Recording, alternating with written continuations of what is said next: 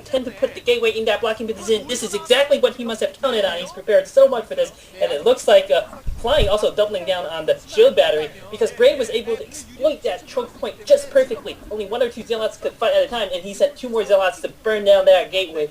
Brilliant maneuver, I have to say, by Brave. Certainly, he knows much more than I do. But both players do seem to have a fairly equal number of units right now, even though Flying lost the gateway. I don't think you'll bother him too much. He has 2 shield batteries up, and he has put down 2 more gateways. So at this point, there seems to be a bit of an impasse. Here's hoping that Brave has practiced what to do should the rush have come to this point to sort of a standoff here. Forge actually coming up now for Brave, so I'm wondering if he's going to make a cannon at the front and try to break that way.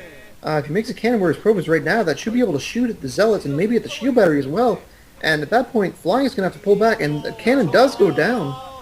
So really, the clock is ticking right now. If Flying doesn't push out and try to kill that cannon, then it's going to be pushing his Zealots back, and Brave is going to be able to pick at the shield batteries and then gain yet another advantage here. A Forge actually coming up for Flying, so he might try to defend with cannons, just sack his shield batteries at the front there and try to defend his gateways with cannons.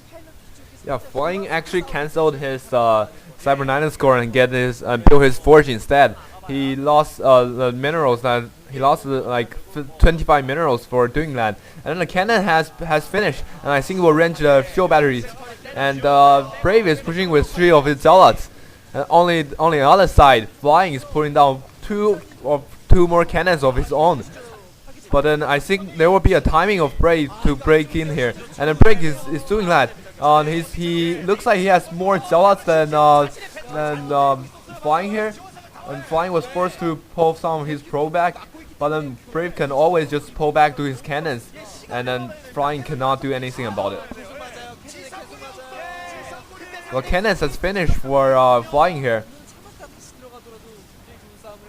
I have to say, Flying holding on by the skin of his teeth. He's lost his last shield battery. He only has 1 or 2 Zealots out now. In fact, if Brave makes an attack, I don't think Flying will be able to hold it off, and that's exactly what Brave is doing. He's attacking. There are only 2 Zealots and 2 cannons. These Zealots are getting in range of the cannons and easily destroying them. Both cannons going down, and Brave is going to take the game with surely one of the most memorable cheese games.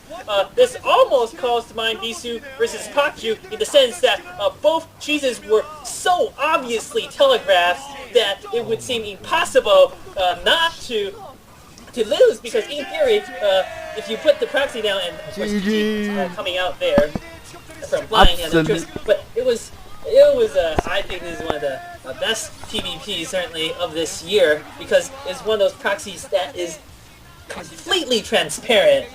Flying knew exactly what Brave was going to do, or so Flying thought. Brave cleverly so he put down the shield battery, and Flying put down his only in response, then Brave putting down the Forge.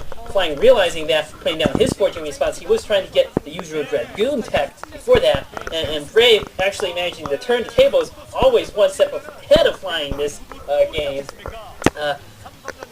And he really must have practiced hard on this map for this strategy. Yeah, absolutely amazing strategy coming out from Brave here.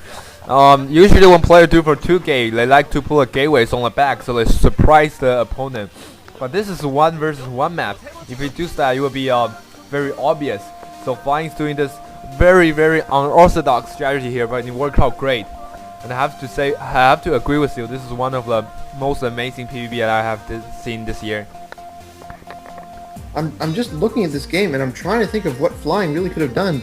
After his gateway is placed there, I just don't see a way that he's going to be able to hold off the attack, because with just 1 Zealot being able to block that choke, Flying Zealots couldn't get out to kill Brave Zealots fast enough for him to stop the gateway from going down. So really, once that gateway goes down, I don't see a way that he's going to be able to protect that. So I think Protoss are going to have to rethink their gateway placement on that map from now on after seeing that cheese.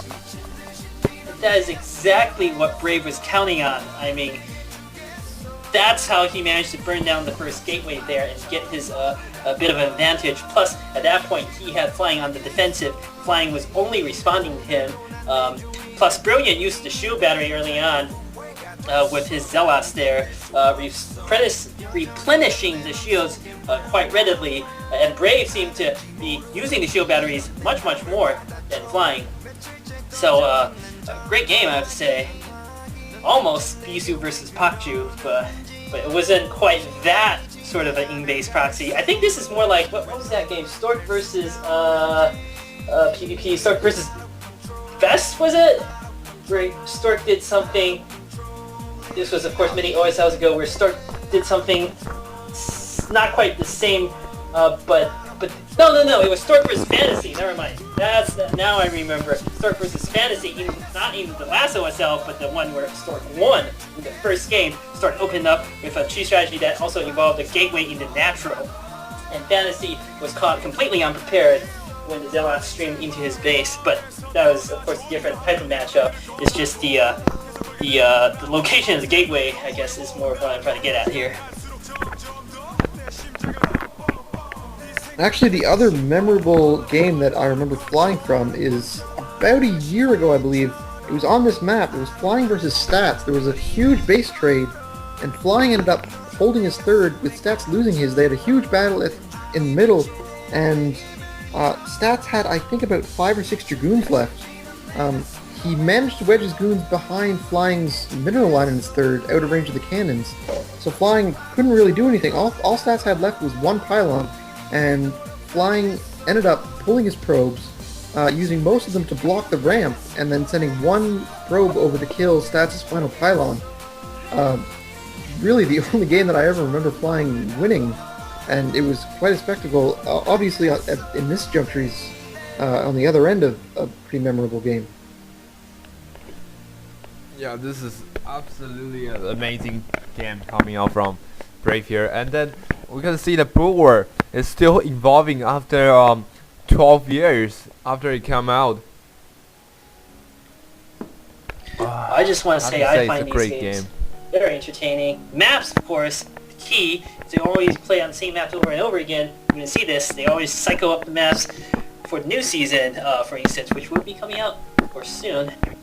Well, not soon, but this is the playoff, so there is always a new pool of maps for each Pro League season. Often there are even maps introduced in the middle. If some maps are like really bad, which has happened quite frequently, I have to say, in the past. Some map horribly imbalanced. I just think, the map balance debate, I mean, there is no denying that clearly some maps favor certain races. On the other hand, it always seems to me that the truly masterful players never care what the odds are. It's like Han Solo from Star Wars, don't tell me the odds. Not new Star Wars, obviously, crappy movies, but of course the original Star Wars series, where Savior is the best example. During his time, he beat everybody on any map, regardless of what anybody else thought. And even more recently, Flash, back in 2010, I believe. Well, no, the maps were pretty Terran favored. It must have been sometime before that, where there's another person more recently